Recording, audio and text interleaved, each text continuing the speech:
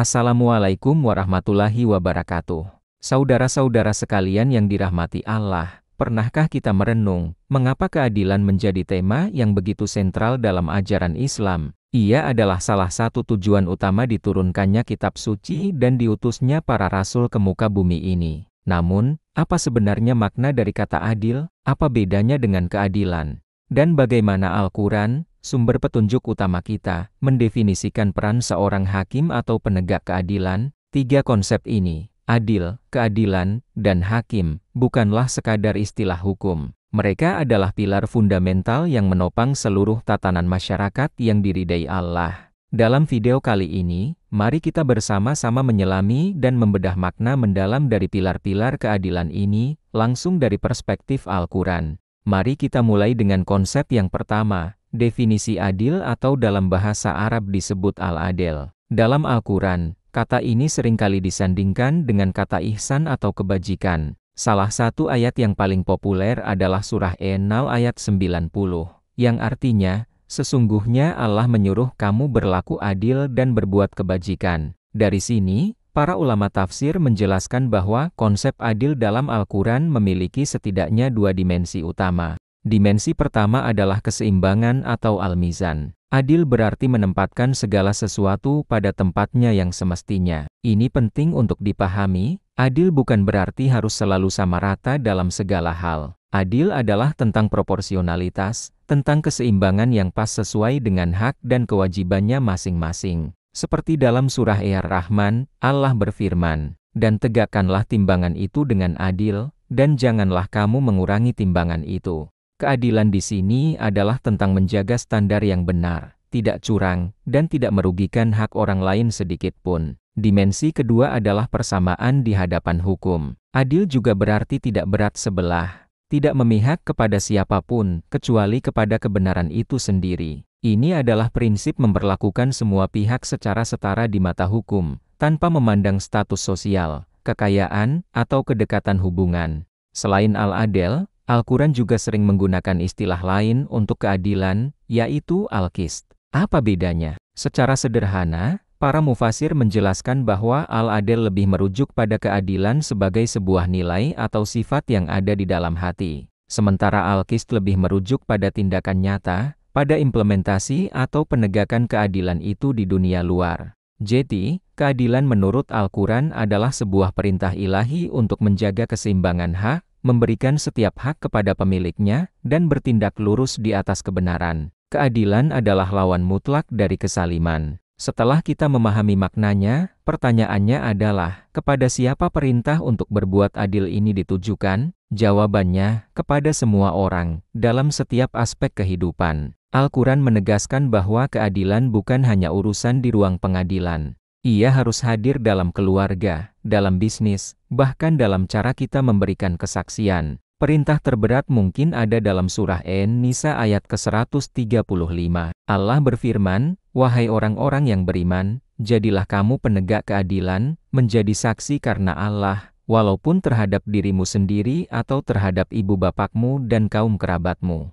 Bayangkan, betapa beratnya perintah ini. Kita dituntut untuk berlaku adil bahkan jika itu merugikan diri kita sendiri, orang tua kita, atau kerabat terdekat kita. Ini menunjukkan bahwa keadilan adalah amanah dari Allah yang harus kita dahulukan di atas kepentingan pribadi dan ikatan darah sekalipun. Standar keadilan dalam Islam bahkan lebih tinggi lagi. Ia tidak boleh dipengaruhi oleh emosi, bahkan oleh rasa benci. Dalam surah Al-Maidah ayat 8, Allah mengingatkan, "Dan janganlah sekali-kali kebencianmu terhadap suatu kaum, mendorong kamu untuk berlaku tidak adil. Berlaku adillah, karena adil itu lebih dekat kepada takwa." Ini adalah puncak moralitas. Meskipun kita mungkin tidak suka atau bahkan membenci seseorang atau suatu kelompok, kita tetap wajib berlaku adil kepada mereka. Mengapa? Karena Allah menegaskan, sikap adil itulah yang paling dekat dengan ketakwaan. Keadilan bukan soal suka atau tidak suka, tapi soal takut atau tidaknya kita kepada Allah.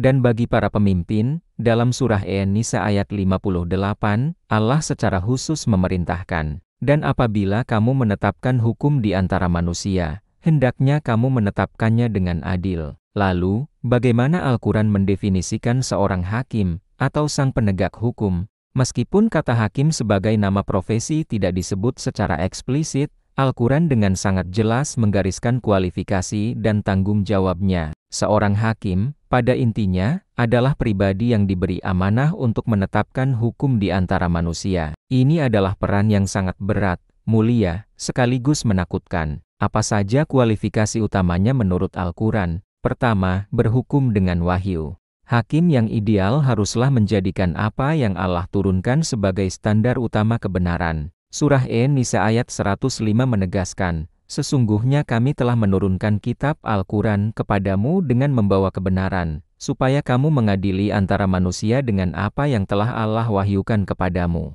Kedua, memiliki integritas dan amanah. Masih dalam ayat yang sama, Allah melarang seorang hakim menjadi pembela bagi orang-orang yang berkhianat. Artinya, seorang hakim harus punya integritas moral yang kokoh, yang dilandasi oleh rasa takut kepada Allah, bukan kepada manusia. Ketiga, tidak tunduk pada hawa nafsu. Surah An-Nisa ayat 135 kembali mengingatkan agar kita tidak mengikuti hawa nafsu yang membuat kita menyimpang dari kebenaran. Seorang hakim tidak boleh memutarbalikkan fakta atau enggan bersaksi hanya karena tidak suka pada salah satu pihak.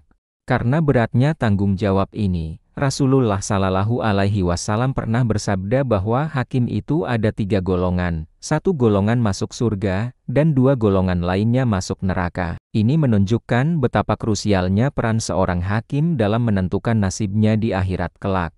Sebagai kesimpulan, mari kita rangkum kembali. Al-Quran mengajarkan kita bahwa adil adalah nilai keseimbangan dan kelurusan hati. Keadilan atau Al-Qist adalah implementasi dari nilai tersebut.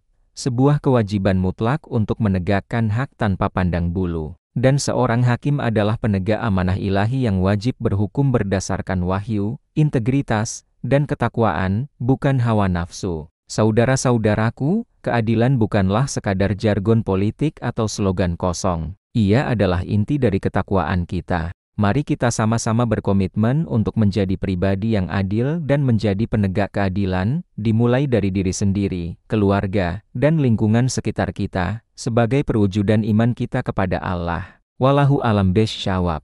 Terima kasih telah menyimak hingga akhir. Jika Anda merasa video ini bermanfaat, jangan lupa untuk like, share, dan subscribe channel ini agar kita bisa terus belajar bersama. Wassalamualaikum warahmatullahi wabarakatuh.